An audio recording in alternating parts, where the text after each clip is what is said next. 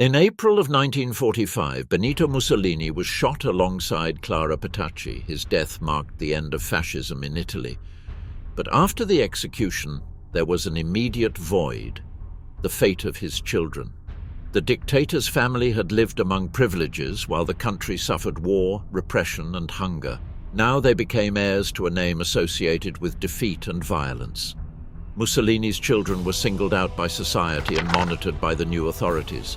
Some were placed under arrest, others were subjected to constant interrogations and examinations. The fall of the regime not only erased the father's power, but also dragged the entire family to an uncertain fate. How did they survive in a country that repudiated fascism? What treatment did they receive from the victors after the war? How did they bear the surname Mussolini in the following years? On the 27th of April 1945, the Allied forces and partisan brigades had reduced the territory controlled by the Italian Social Republic to an increasingly narrow strip in the north of the country. Benito Mussolini, accompanied by Clara Petacci and a group of fascist hierarchs, was attempting to reach the Swiss border through the Lake Como area. The convoy was moving along secondary roads, avoiding the main communication routes that had already fallen under the control of the anti-fascist forces. In the town of Dongo, the partisans of the 52 Garibaldi Brigade Luigi Clerici had established a roadblock. The resistance fighters systematically inspected each vehicle attempting to head toward the border, looking for leaders of the regime who were trying to escape disguised as ordinary German soldiers. During this routine inspection, one of the partisans recognized the man traveling with a German military coat and a helmet partially covering his face. The identity of the prisoner was quickly confirmed. Alongside Mussolini was Clara Petacci, whose presence left no doubt as to who the man trying to go unnoticed was. The partisans took custody of both and moved them to different houses in the area during the following hours, while the National Liberation Committee of Upper Italy deliberated on the procedure to follow. The discussions in the partisan command were brief but decisive. The leaders of the resistance had received clear instructions. The main perpetrators of the fascist regime were not to fall into the hands of the Allies to be tried in foreign courts. Immediate execution would eliminate any possibility of Mussolini becoming a political figure during a potential international judicial trial. Walter Audizio, known by his war name Colonel Valerio, received the order to carry out the sentence on the afternoon of the 28th of April. The partisan commander moved to Giulino di Mezzegra in the province of Como, where the prisoners were under custody of the local resistance. In the country house of the De Maria family, the partisans gathered Mussolini and Petacci in front of a stone wall. Later versions about the last moments differ in specific details. Some fighters remembered that Mussolini remained silent. Others mentioned final words, but there is no uniform record of his last statements. What is documented with certainty is that both were executed by shots from an automatic weapon at approximately 4:10 in the afternoon on the 28th of April. The bodies were immediately loaded into a military vehicle, along with the remains of other fascist hierarchs executed during the same day. Alessandro Pavolini and Achilles Darras, among other leaders of the regime, shared the same fate as their leader. The convoy set off towards Milan following specific orders from the National Liberation Committee. The choice of Milan as the final destination was not by chance. The industrial metropolis had suffered intensive bombings during the war and had been the scene of numerous acts of fascist repression. More specifically, the organizers had selected Piazzale Loreto as the place to display the bodies. This square had a particular significance for the Italian resistance. In August of 1944, 15 partisans had been shot and publicly hanged in Piazzale Loreto by order of the Italian Social Republic. That execution had been conceived by the fascist authorities as an intimidation act intended to discourage the activities of the resistance. The square thus became a symbol of the brutality of the regime and a place of memory for Milanese anti-fascists. The truck that carried the bodies entered Milan during the early hours of April 29th. The remains were unloaded and initially placed on the pavement of the square. The news of the arrival spread quickly through the surrounding neighborhoods via informal communications among neighbors and acquaintances. During the early hours of the morning, small groups of citizens approached to observe the bodies. The crowd grew progressively until it completely filled the esplanade.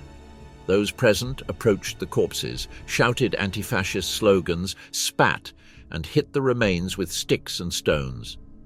The partisans responsible for maintaining order found it difficult to control the intensity of the popular reaction. To prevent the crowd from continuing to trample and mutilate the corpses, and at the same time ensure their visibility to the growing number of spectators, the organizers decided to hang the bodies from a metal structure. The marquee of a gas station of the Standard Oil Company, located in the same square, provided the necessary support. The bodies were suspended upside down and secured with ropes. This arrangement had a deliberate symbolic meaning. The method of public display exactly replicated the procedure that fascist forces had used against the captured partisans. The inversion of positions between executioners and victims was thus materially represented in the same square where the previous repression had taken place. The scene immediately attracted the attention of photographers and journalists, both local and international. The images of Mussolini hanging alongside Clara Petacci and the other hierarchs were quickly transmitted through European and American news agencies. The graphic reports documented not only the death of the dictator, but also the massive participation of ordinary citizens in this act of historic retribution. During the central hours of the day, the square remained completely crowded. Testimonies from the time estimate that several thousand people passed through Piazzale Loreto between the morning and the afternoon of the 29th of April. The constant flow of visitors included workers who had left their jobs, housewives with their children, elderly people who remembered the early years of fascism, and young people who had grown up under the dictatorship. The Allied military reports that arrived at the intelligence offices in Switzerland, France, and the United Kingdom recorded that the public display served multiple functions for the partisan organizers. It demonstrated their ability to deliver justice, provided emotional satisfaction to their followers, and sent a clear warning to any fascist sympathizers who might harbor hopes of resistance. The National Liberation Committee had managed to completely control the process of eliminating Mussolini, asserting Italian sovereignty over the fate of its own political leaders. This decision avoided the possibility of the dictator becoming the object of international negotiations or the central figure of a judicial process that could have been politically inconvenient for various parties. For Mussolini's children, scattered throughout Italy and Europe, the news of the execution and subsequent exhibition arrived through disordered and fragmentary channels. There was no official communication to the family in the immediate days. In the chaos of the regime's final collapse, rumors circulated before any documentary confirmation. Edda Mussolini, who was detained in Switzerland, initially received conflicting information. Allied sources subsequently confirmed the death of her father. Her limited access to international newspapers allowed her to verify that the published photographs did indeed show Benito Mussolini and Clara Petacci hanging in the Milanese square. Vittorio Mussolini, who was hiding in the north of Italy, learned of the execution through local contacts who had directly witnessed the events in Milan. The visual confirmation came to him shortly after through detailed testimonies from people who had been present in Piazzale Loreto during the hours of display. Romano Mussolini, a minor in 1945, was informed by his mother Rachele Guidi after receiving news from neighbors and acquaintances in the Predappio area. The family had come under surveillance by local authorities, so the news was confirmed officially a few hours after the events. Anna Maria Mussolini, the youngest daughter, was with her mother when the first reports arrived. Both were notified through comments from the local population, who openly discussed the details of the display of the bodies. The confirmation came later through the partisans themselves, who kept the family under preventive custody. The knowledge of the exact circumstances of the death was completed gradually during the following days, as the Italian and international press disseminated photographs and detailed descriptions. The image of Piazzale Loreto was reproduced in widely circulated newspapers, and was the main source for the descendants of the dictator to understand the magnitude of what happened. The public exposure of Mussolini marked the definitive end of fascism as a political power in Italy, but it also inaugurated a period of uncertainty for those bearing his surname. The 5 children of the dictator were exposed to considerable risk in a country where anti-fascist fury extended towards any symbol of the defeated regime. As the country celebrated in the streets and let off steam in Loreto Square in 5 different places, another story was beginning to take shape. That of how to survive carrying that last name. Between the years of the Great War and the start of the Second World War, the children of Benito Mussolini grew up in an environment designed to reflect the rise and consolidation of fascist power in Italy. Villa Torlonia, the family residence in Rome, was transformed into a symbolic space that represented both the luxury of a ruling elite and the public projection of a political dynasty. In that setting, 5 young people received a select education and were shaped under specific expectations, conceived as visible pieces of the continuity of the regime. The firstborn, Edda Mussolini, born in 1910, grew up in a context that allowed her to challenge social conventions of her time. While fascist doctrine promoted a female model centered on motherhood and home care, Edda built a public image marked by independence and boldness. Her education was in the hands of private tutors who provided her with mastery of languages, literature, and social protocol.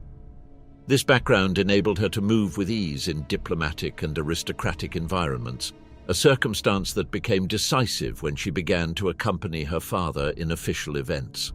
The Italian and international press depicted her smoking at receptions, engaging in sports uncommon among women of the time, or dressing in a manner considered provocative.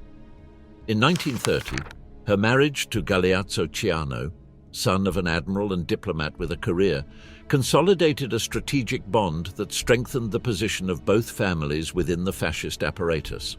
The ceremony in Livorno was extensively covered by the press, which presented it as the ideal union between political power and diplomatic tradition. From that moment, Edda accompanied Ciano on missions that took her from China to various European capitals. During the stay in Beijing, she adopted local customs that reinforced her reputation as a cosmopolitan woman. Foreign magazines portrayed her as a modern figure, in contrast to the rigid image of the fascist woman promoted by official propaganda. In Rome, this duality was evident. While the regime insisted on female dedication to the home, she appeared in sports tournaments, social galas, and cultural festivals, expressing opinions on art and international politics to foreign correspondents. Vittorio Mussolini, born in 1916, was the first male child, and his career was linked early on with military aviation. At 19 years old, he joined the Regia Aeronautica and participated in operations during the Ethiopian War. Although his operational role was limited, propaganda amplified his image. Newsreels from the Istituto Luce broadcasted images of him preparing bombing missions and stepping out of aircraft, presenting him as an example of youth committed to imperial expansion. In parallel, Vittorio delved into the film industry, especially after the inauguration of Cinecittà in 1937. He directed the magazine Cinema and performed supervisory roles in productions linked to the cultural apparatus of the regime. This role made him an intermediary between the fascist bureaucracy and the artistic circles.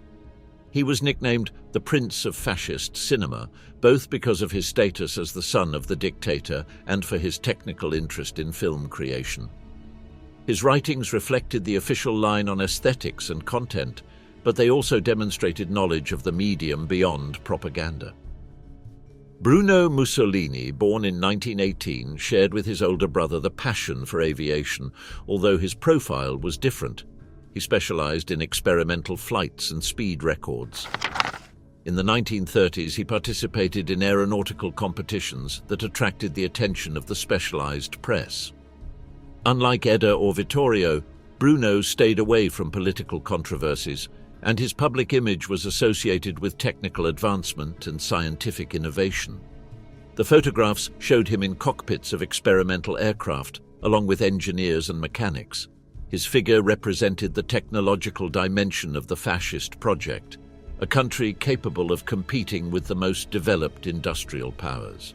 The reports insisted on discipline, audacity, and precision, traits that the regime promoted as ideals of male youth. Romano Mussolini, born in 1927, grew up when fascism was already a consolidated system of government.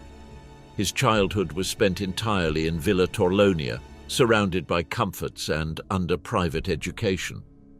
From an early age, he showed a musical inclination, especially for the piano. His interest led him to explore genres that the cultural authorities of the regime considered alien to the national spirit. Jazz, coming from the United States, was officially condemned as degenerate music, but it captured his attention.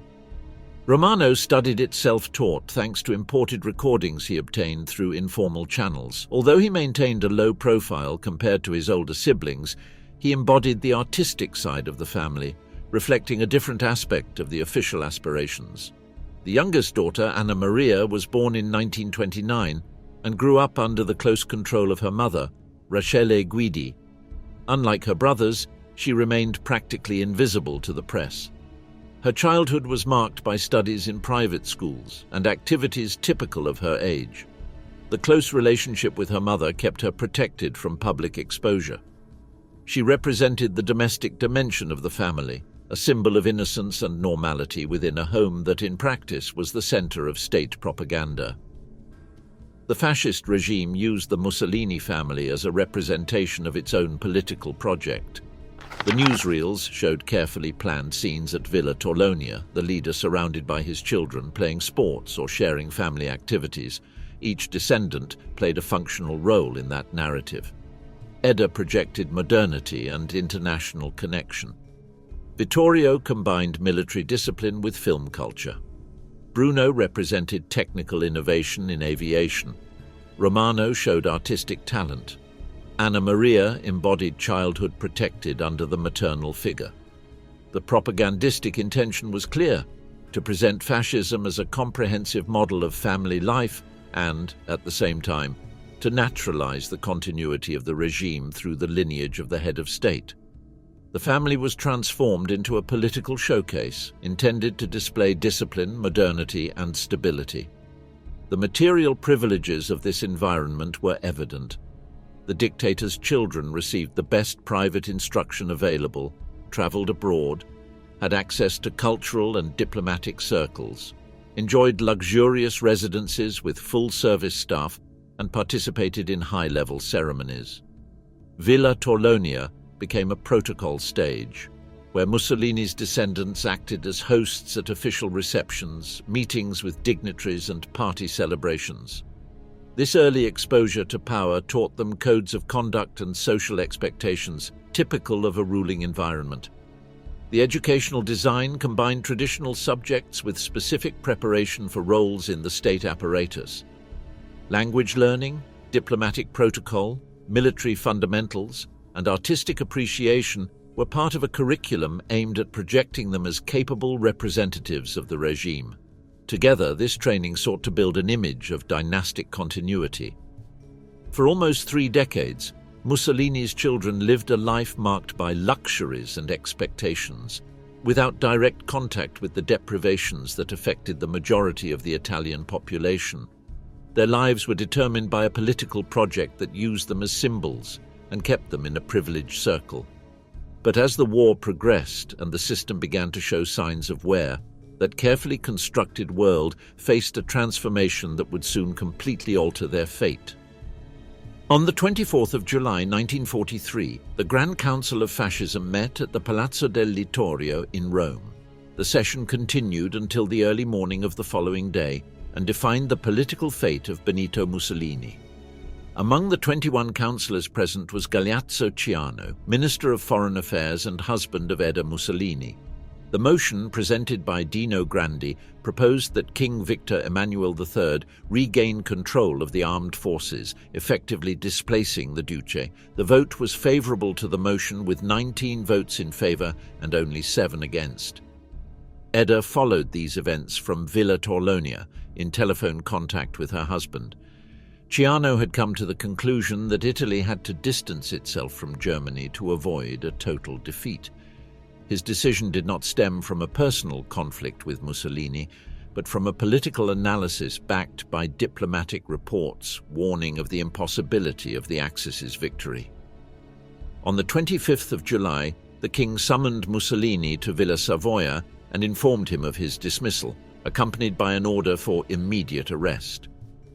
For Edda, the daughter of the deposed dictator and wife of an advisor considered a traitor by the most loyal supporters, a period of great vulnerability was beginning. In September, the German occupation of central and northern Italy completely altered the landscape. Hitler ordered the rescue of Mussolini from his prison in Gran Sasso and reinstated him as head of the Italian Social Republic in Salo. The decision meant that those who had voted against him would be considered responsible for treason. Among them was Ciano. In October, he was arrested and transferred to Verona, where a special court of the Italian Social Republic was preparing to judge the members of the council who had supported Grandi's motion. Edda obtained authorization to remain close to her husband during the first months of captivity, settling in a hotel under strict surveillance. During that time, she tried to persuade her father to intervene. In letters preserved in archives, she appealed to both family reasons and political arguments, recalling the possible international repercussions of the execution of a former foreign minister. Mussolini responded evasively, indicating that the process had to run its course. On the 8th of January of 1944, the Verona tribunal sentenced Ciano to death along with 4 other defendants. 3 days later, he was executed by firing squad. The decision sealed the definitive break between Edda and her father. At 33 years old, she became a widow with 3 children and with the burden of a surname that had become a target for reprisals. For years, Ciano had written a detailed diary in which he recorded diplomatic conversations, meetings with German leaders, evaluations of the war, and discussions on foreign policy. Aware of its value, he entrusted the notebooks to Edda before his transfer to Verona. She hid them in different places, understanding that they could become a bargaining tool and, at the same time, a survival insurance. The diaries contained information that compromised not only Mussolini and his circle, but also leaders of the Third Reich and diplomats from other countries. The Gestapo tried to locate them through searches and direct pressures, but did not achieve their goal. Edda, with the support of acquaintances and family contacts, kept the documents out of their reach. The possession of these papers increased personal risk, but also offered a form of protection against any attempt at retaliation. At the end of 1944, he organized his escape to Switzerland. He used false documents and received assistance from guides who knew the clandestine routes in the Alpine region. Smuggling networks and clandestine support facilitated his crossing. He carried with him part of the diaries, aware that they could serve as a safe conduct in foreign territory. Already in Switzerland, he contacted representatives of the Allies. The fragments of the diaries delivered as proof confirmed the importance of the information. The British and American intelligence services quickly recognized the value of the documents for understanding the internal tensions of the Axis and the strategic decisions of the war. The Swiss authorities found themselves under conflicting pressures.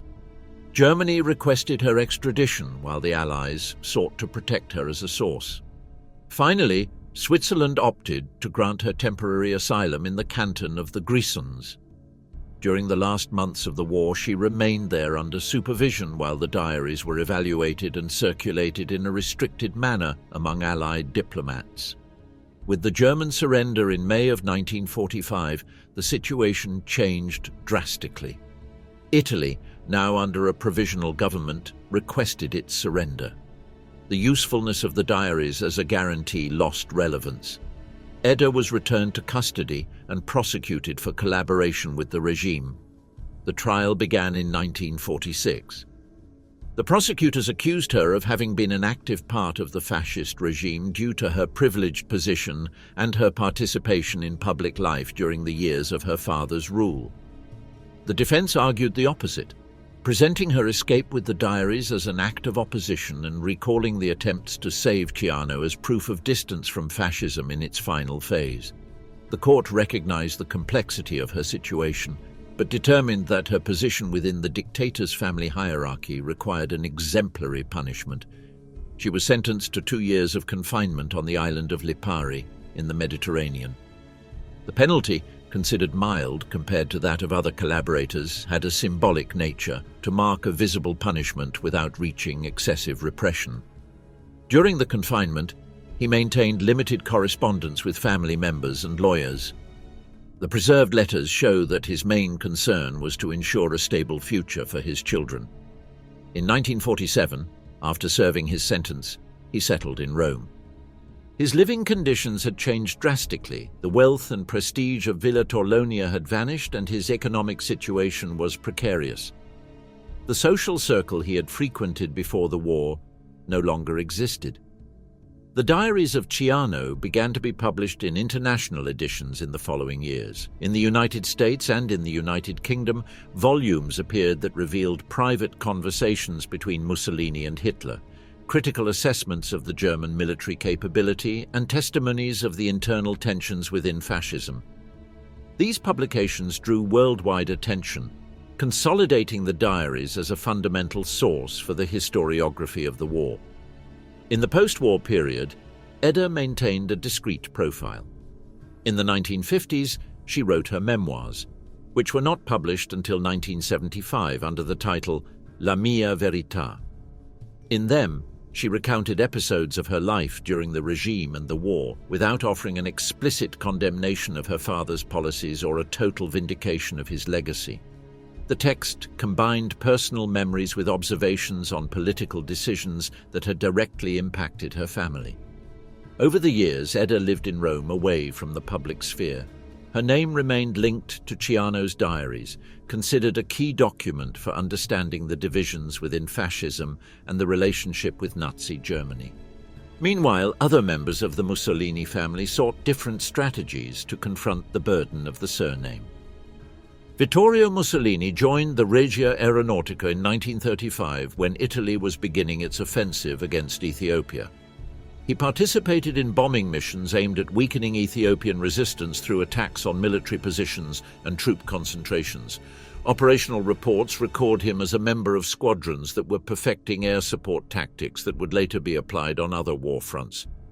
The operations were part of a strategy designed to break the Ethiopian army's ability to respond. Italian planes used conventional bombs and, according to later documentation, also used chemical weapons prohibited by international treaties.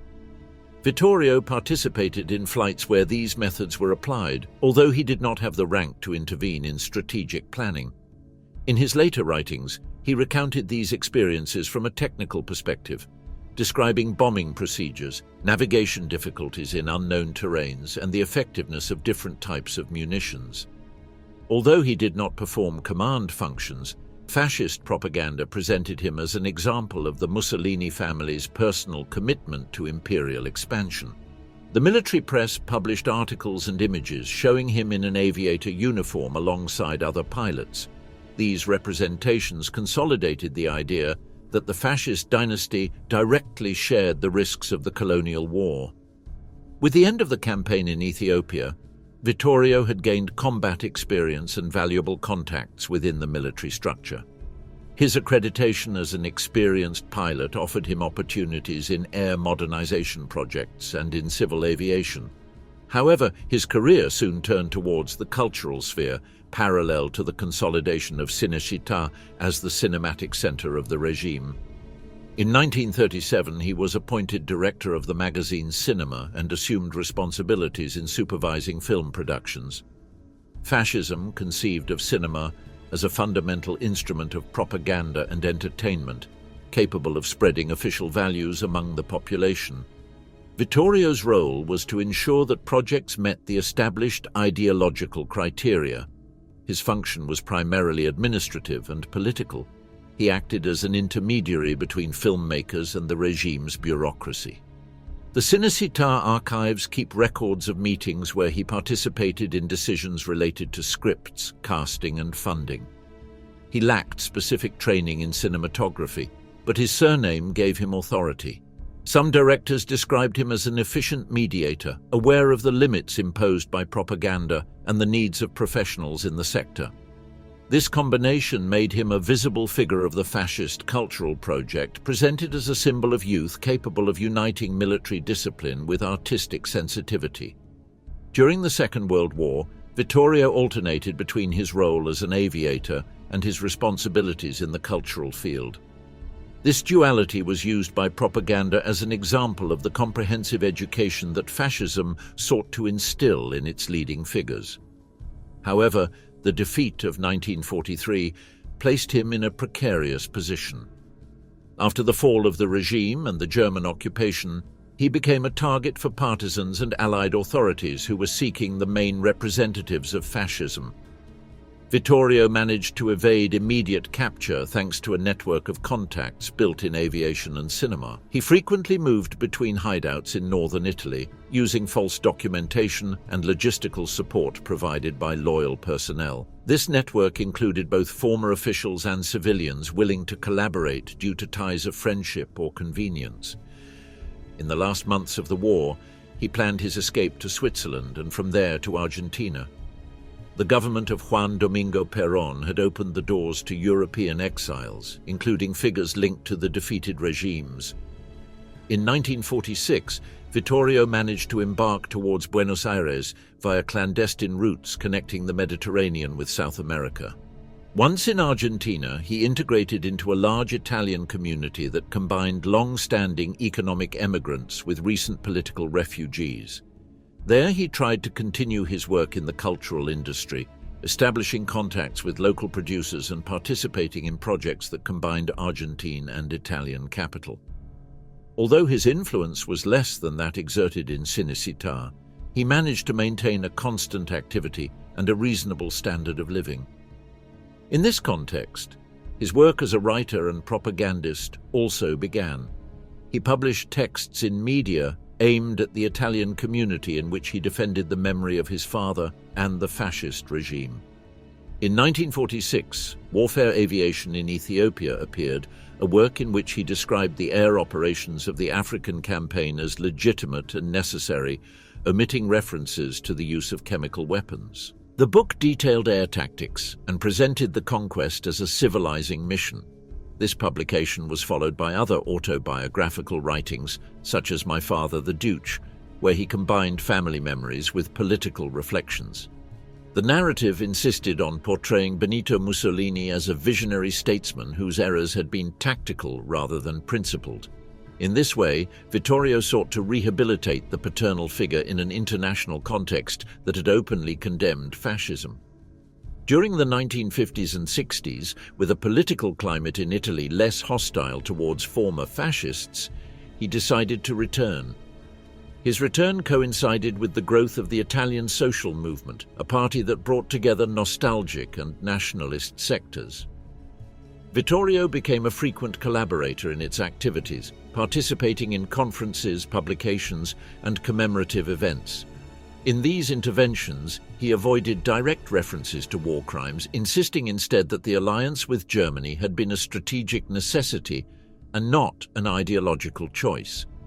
The interviews he gave during this period confirmed that he had not changed his essential convictions. He maintained that the errors of fascism had been tactical, but that its goals remained valid in the Italian post-war context. This position set him apart from other members of his family who opted for more discreet or critical attitudes towards the regime. The political continuity of the family was reinforced by the participation of their children in public life. Guido Mussolini became a member of the European Parliament, defending nationalist and traditionalist positions, while Vittorio Jr. joined right-wing youth organizations. Thus, the surname remained linked to Italian politics for several decades, prolonging the symbolic influence of the dynasty. In his last years, Vittorio alternated between writing memoirs and participating in events organized by nostalgic groups. Until his death in 1997, he continued to defend, in a nuanced yet firm manner, the legitimacy of the fascist project and his father's legacy. Bruno Mussolini dedicated his life to aviation at a time when Italy sought to demonstrate technological competitiveness against the major powers. From the mid-30s, he specialized in experimental flights, an activity that required uncommon technical skills and a willingness to face considerable risks.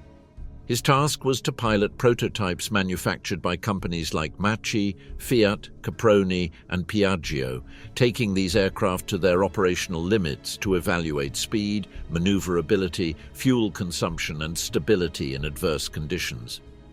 The tests were conducted at military airfields in central and northern Italy, where Bruno worked closely with engineers and technicians. Each flight generated detailed reports with observations aimed at improving the performance of the models before their entry into production. This work placed him at the forefront of aeronautical development in a country that aspired to reach the level of its European rivals in military aviation. The specialized press closely followed his activities. Articles in magazines and photo reports highlighted the speed and altitude records achieved during his tests, presented as a demonstration of Italian industrial capacity. The images showed him smiling next to mechanics and designers, reinforcing the idea that the youth of the regime was associated with innovation and progress.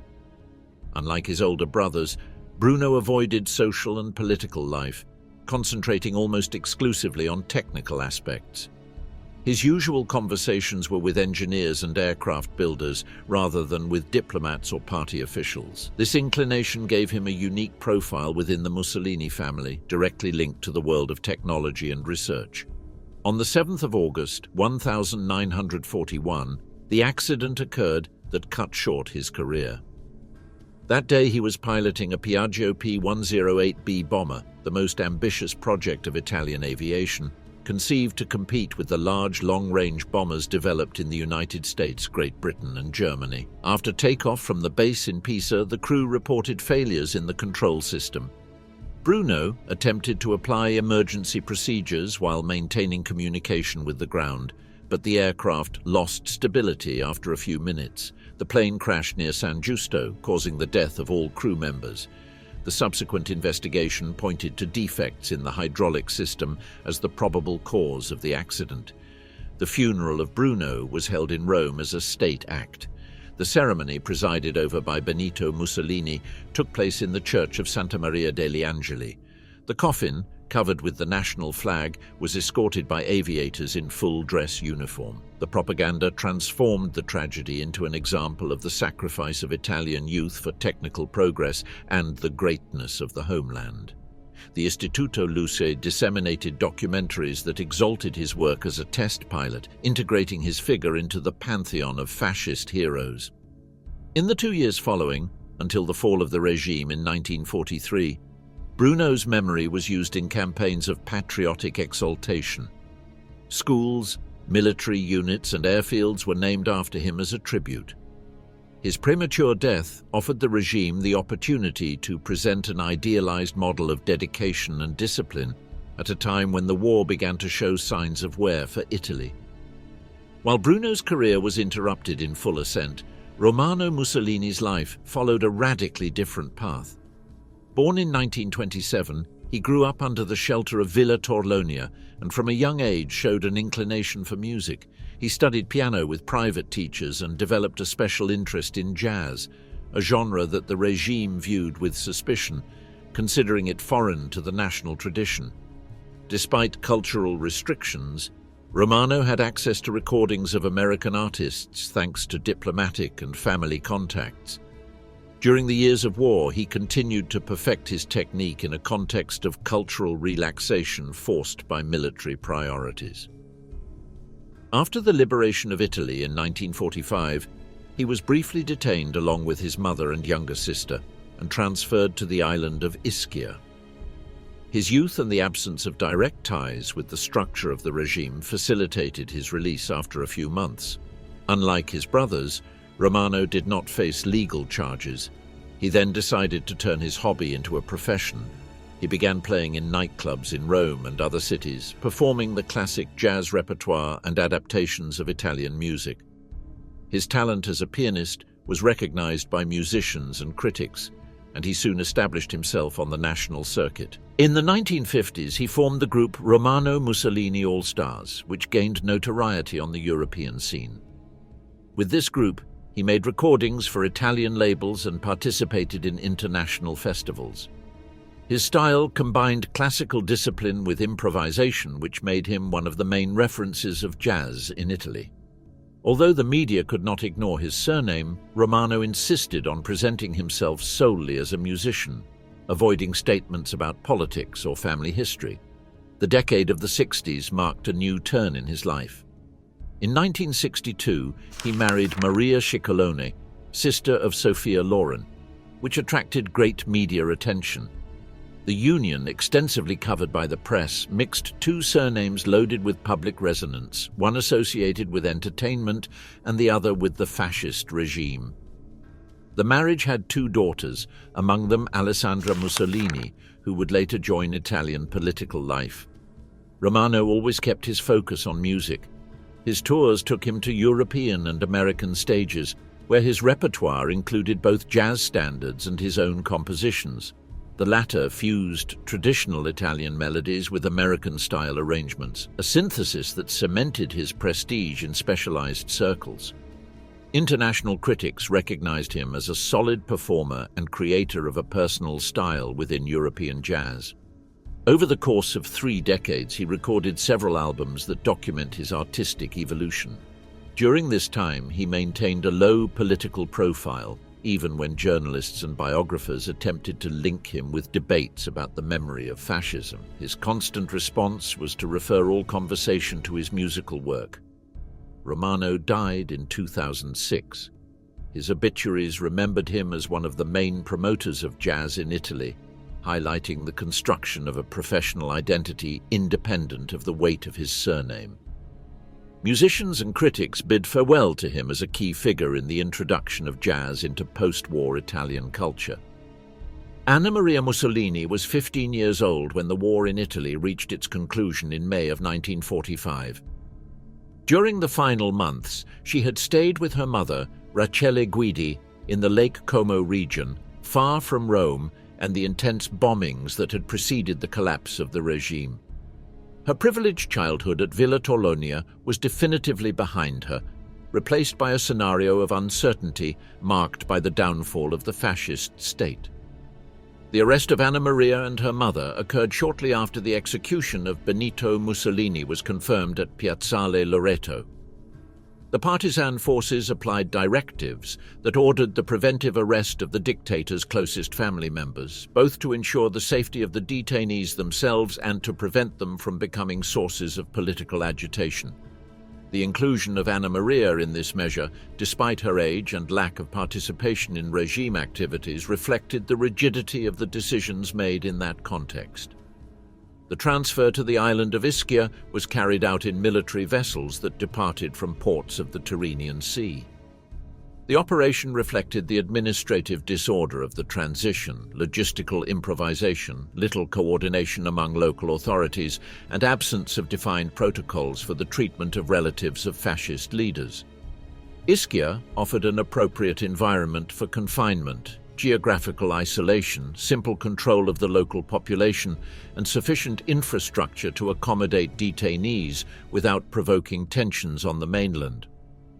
On the island, Anna Maria and her mother were installed in a residence under surveillance. The living conditions were modest but stable. They had housing and food secured, although with severe restrictions on their movements and communication with the outside world. Correspondence was subject to censorship, visits were prohibited, and daily routines were strictly regulated. The objective was to neutralize any attempt to turn them into symbols of resistance or fascist nostalgia. During the lockdown, Anna Maria completed her basic education with tutors assigned by the authorities. The contrast with the resources available in Villa Torlonia was evident. Limited materials, absence of complementary cultural activities, and isolation from peers of similar age. The educational process was more an exercise in discipline and time occupation than a comprehensive education. The bond with her mother intensified during these years. The forced cohabitation under conditions of confinement reinforced Rachel's authority, who took on the task of maintaining a certain domestic normalcy in an extraordinary context.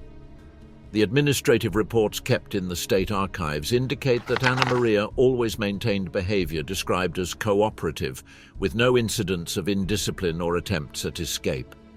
In 1948, with the stabilization of the new democratic system and under pressure from Allied powers, the cases of relatives of fascist leaders were reviewed. Anna Maria and Rachele obtained release. At 19 years old, Anna Maria returned to Rome and faced a transformed society. The monarchy had been abolished, the republic had been established, and urban life was marked by foreign cultural influences, especially American. 1 year later, she married Giuseppe Negri, a journalist linked to the emerging television media. The wedding was held without publicity, in marked contrast to the official ceremonies that had accompanied the lives of her older siblings in the years of the regime. The adoption of the surname Negri represented more than a matrimonial custom. It was a conscious strategy to erase direct associations with the surname Mussolini. This change allowed her to navigate social and professional life without eliciting immediate reactions. Thanks to her husband's connections in the communications world, Anna Maria began collaborating on radio programs dedicated to light music and entertainment. Her work always remained in the background, without the need for public exposure. She participated in productions aimed at domestic audiences, such as slots for housewives or low-profile cultural broadcasts. This activity allowed her to maintain a modest working life while preserving her anonymity. Anna Maria's family life followed conventional patterns. She had 2 daughters to whom she endeavored to provide private education, avoiding letting their family background become a topic of conversation in school environments. Her strategy was to build an identity completely detached from the political past, reinforcing discretion in all spheres. During the post-war decades, her public presence was almost non-existent. The few mentions in the press were limited to references on society pages, always as the wife of Giuseppe Negri and never as Mussolini's daughter. As Italy entered the period of economic growth of the 1960s, Anna Maria had consolidated this new identity, integrated into the normality of urban middle class. The decision to keep silence about his past extended for more than 5 decades. He rejected requests for interviews, offers to publish memoirs, and invitations to participate in historical documentaries. His policy of silence was absolute, eliminating any symbolic capital associated with the Mussolini surname. In this way, he avoided both explicitly defending and criticizing the regime, choosing invisibility as the only form of stability. In 2004, he surprised with the publication of the book My Father Il Duce. After half a century of silence, the work revealed intimate aspects of family life at Villa Torlonia, presented as personal childhood memories. The text did not contain political analyses nor historical reviews, limiting itself to describing domestic scenes and character traits of the father in the private sphere. The explicit intention was to bear witness to personal experiences, not to intervene in debates about fascism. The publication provoked diverse reactions in the Italian press. Some critics considered it a belated attempt to humanize Mussolini's figure, while others valued it solely as a private testimony with no relevance to historiography. In any case, the work brought Anna Maria back to the public sphere for a moment after decades of anonymity. He passed away in 2014, after a life marked by the conscious choice to disappear from the political and media scene. He had managed to build a conventional existence, far from the notoriety that defined his siblings and the propaganda that had surrounded his childhood. His strategy of silence and identity reinvention proved successful in keeping his family on a plane of social normality. Alessandra Mussolini was born in 1962 as the daughter of Romano Mussolini and Maria Ciccolone.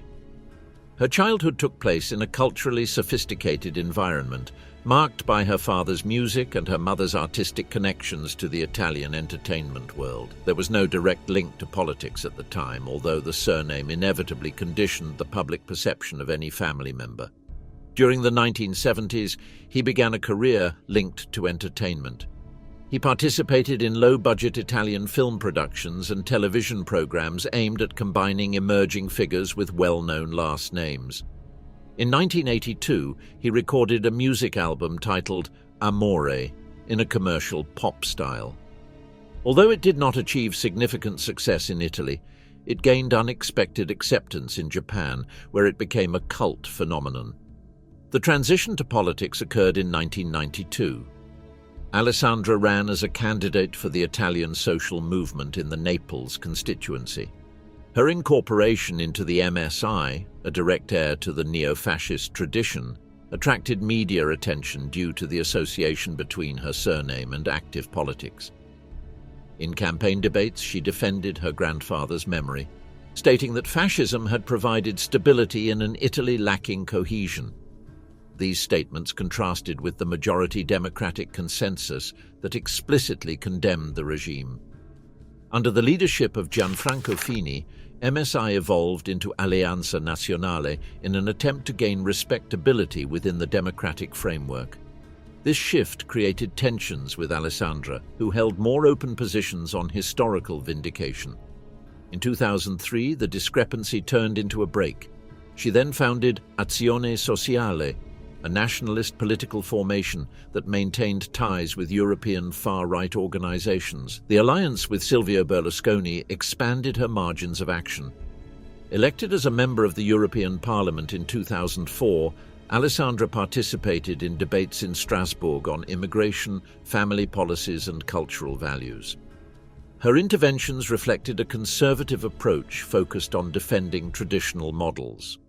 During this period, she was involved in events that reinforced her public notoriety, such as the television confrontation in 2006 with Vladimiro Luxuria, the first transgender Italian parliamentarian, where she made statements interpreted as homophobic. The incident attracted protests from human rights organizations and consolidated her media profile. In the following years, she alternated between the European Parliament and the Italian Senate. Her positions maintained a conservative character until, in 2019, she began to express progressive opinions on gender equality and LGBTQ community rights. She herself attributed this change to conversations with her children, who shared new generational perspectives with her. Her public criticisms of Giorgia Meloni's government's policies regarding non-traditional families and sexual diversity marked a definitive distancing from the far-right sectors that had constituted her initial base. The figure of Rachele Mussolini, born in 1975 as the daughter of Romano and his second wife, represents a different strategy. She focused her political activity on the local administration of Rome.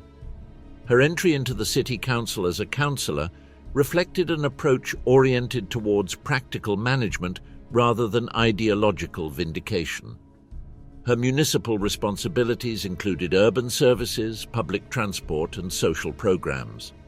City Hall reports record her as a participant in technical commissions aimed at overseeing infrastructure projects. Linked to Brothers of Italy under the leadership of Giorgia Meloni, Rachele maintained a technical profile that avoided direct references to historical fascism. The surname attracted inevitable media attention, but her strategy was to focus on tangible administrative results. In successive elections, it increased its vote count, consolidating a support base in Roman neighborhoods where Brothers of Italy maintained an organized presence.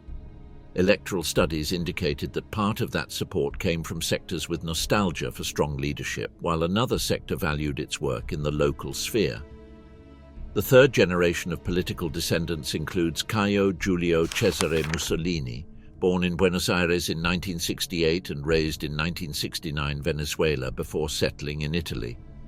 He was part of the Navy as a submarine officer and participated in NATO operations in the Mediterranean. After his active service, he joined the private sector working at Finmeccanica, a company linked to defense technology with operations in the Middle East. His political debut occurred in 2019 as a candidate for the European Parliament for Fratelli d'Italia. The campaign highlighted his military and business experience as credentials to represent Italy in Brussels. Although he did not obtain a seat, he generated media interest because of his last name and the explicit association with a family tradition loaded with historical symbolism. In public statements, he insisted on concepts of national pride and sovereignty, avoiding direct references to fascism. The persistence of Mussolini descendants in Italian politics raises debates about historical memory and democratic legitimacy. The Scelba Law of 1952 and the Mancino Law of 1993 prohibit the glorification of fascism, although their enforcement has been subject to divergent interpretations in cases of relatives participating in political life. The town of Predappio, birthplace of Benito Mussolini, continues to receive thousands of annual visitors who come to his mausoleum. This phenomenon of historical tourism fuels controversies between those who interpret it as an exercise in memory and those who consider it a covert celebration of fascism. Attempts to regulate the sale of objects with fascist symbolism have had limited results, and the trade in memorabilia continues to persist. In Parliament, interventions by Mussolini descendants generate immediate reactions. For some conservative sectors, they represent continuity with nationalist traditions. For democratic forces, they constitute uncomfortable reminders of an authoritarian past. Public opinion reflects the same division. Surveys show that part of the citizenry considers the political participation of the descendants legitimate, while another part perceives it as incompatible with democratic values. The electoral analysis confirms that the surname retains appeal in specific segments, especially in regions where favorable memory towards authoritarian leadership persists. At the same time, it provokes automatic rejection in urban sectors and among young voters who associate fascism with repression and war.